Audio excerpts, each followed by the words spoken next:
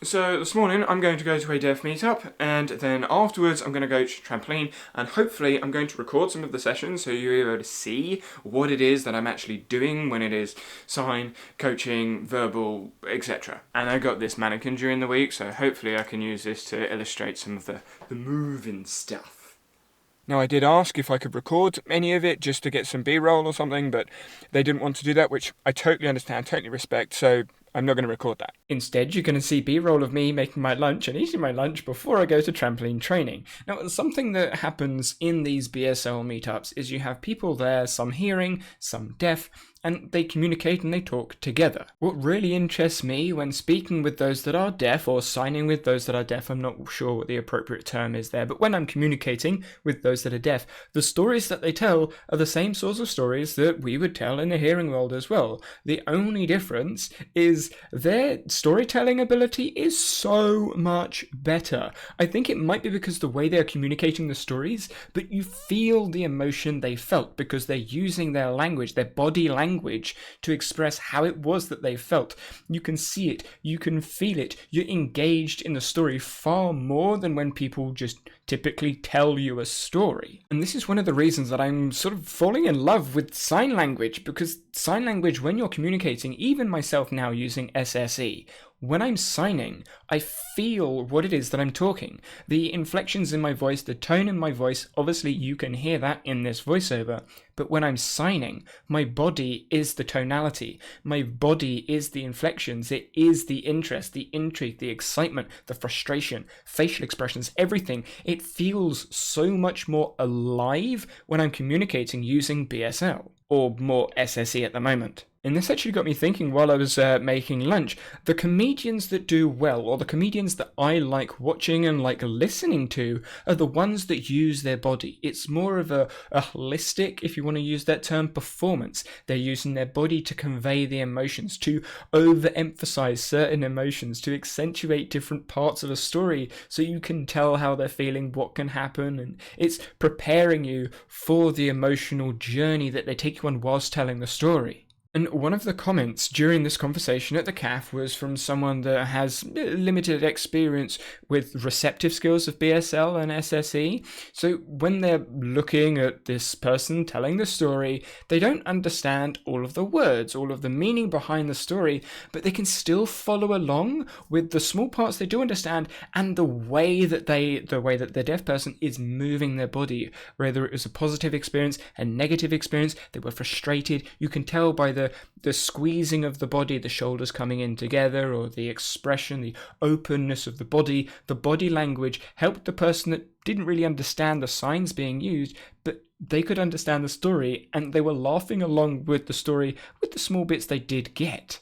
And looking and listening and trying to understand the experiences of people that do speak multiple languages, I feel it's similar. It's learning how people express the language as well as the actual words being used, which is where, of course, communication is more than just the words. It's everything else that goes along with it. Now, for those unfamiliar with trampoline clubs, at least in the UK, when you're using a leisure centre, which is what most trampoline clubs that I've experienced use, if they don't have a centre, which is extremely expensive, they have to set the trampoline up every single time. So you can see in the cupboard in the background, there's mats and there's loads of other equipment in the cupboard used by the school, used by other people that use the facilities. So it's a bit of a Tetris in there to work out how to get the trampolines in so we can get them out without breaking or knocking or getting in the way of anything else. So of course there's health and safety involved, manual handling involved, just to get the session started. Normally I turn up 10 minutes after this, so there's 2 or 3 of us setting stuff up, but I wanted to get some B-roll in, so I turned up early, so I started moving some things around a little bit earlier, so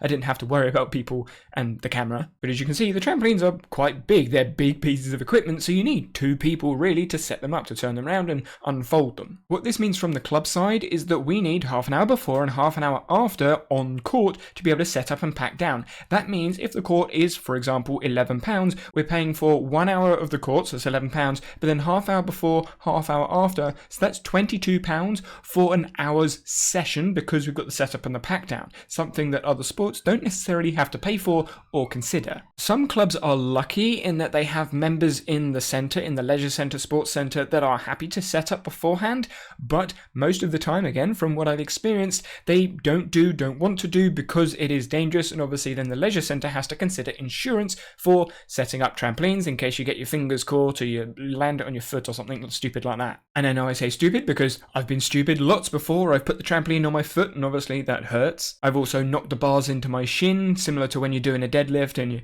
you pick the bar up and just smacks your shins, like great. But I did that sort of stuff years ago and I've learnt from my mistakes, whereas those in a leisure centre would need to be trained, insurance, and then they'll probably still make some mistakes here and there because that's what we all do. And just so you're aware, this setup has 4 trampolines, 4 end decks with crash mats on top, floor mats all the way around, and then crash mats on the floor on the end of end decks in case you fall over and miss, which happens with some of the bigger skills that we train. Well, I should say could happen. It doesn't happen, but if it was to happen, the mat's there just in case. Now, as I'm there as a coach, obviously I don't go and train because then I'm taking up the training time. So this is right before the end of the session. We're about to pack up. So I get on and do a few straight bounces. As you see, all I'm doing is just jumping. And this is deceptively tiring because this trampoline, first, is not a very good trampoline. It's actually the worst that we have set up, so you have to put more energy in to get any sort of height. The reason I'm doing that is because, 1, it's at the end of the session, 2, it's the trampoline I coach on, and 3, I'm not really ready to go onto an ultimate yet. That's the plan for this week. But towards the end of my go, you'll see me do a couple of shape jumps, and that's tuck, pike, straddle, which when done, just get into the shape. It's fairly simple, but when you go up into the shape and out,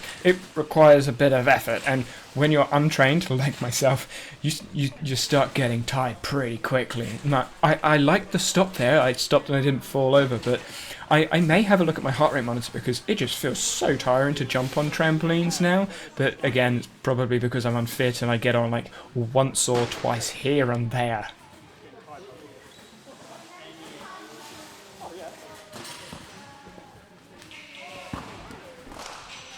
There are a couple of things that I want to say. First, yesterday I was talking to one of the deaf people that I actually met up with on Wednesday at the Snug Cafe, and it was a really odd situation because I was just walking around with one of my friends in town, and they sort of waved, and I looked at them, and obviously they looked at me, and we started signing, and it was so different from other conversations because they were signing. They sort of just normally walk, do their own thing. They don't sort of see and sign unless they know the person, because they need to know the person can sign.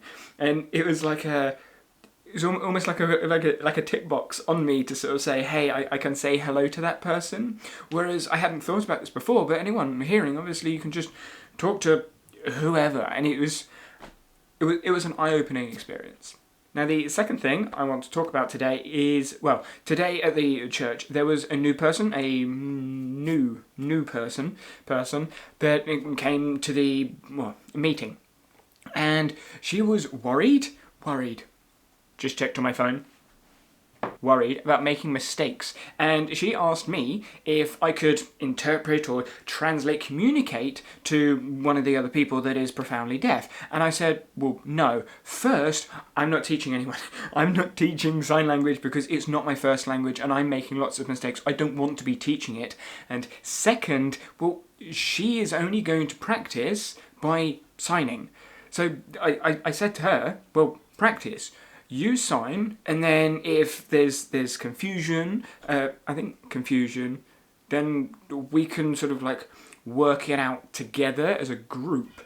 I feel like the concern for making mistakes, just like me, was preventing her, or it was the problem for her to learn sign language so slowly. Like, she's been practicing for 2 years, she was saying, and it's taken her a long time to learn sign language because she doesn't practice.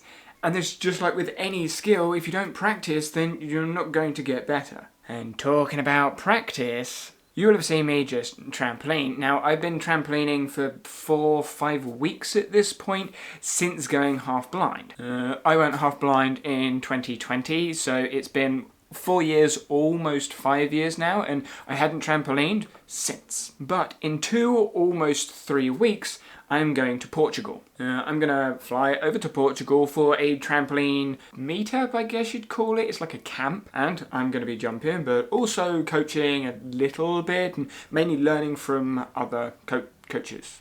So if I'm going to be jumping, I need to practice so that I don't get tired when I am actually training. I don't want to be falling asleep when everyone else is coaching or training or doing something. Maybe I'll show some of my training, my trampoline training, but I don't know.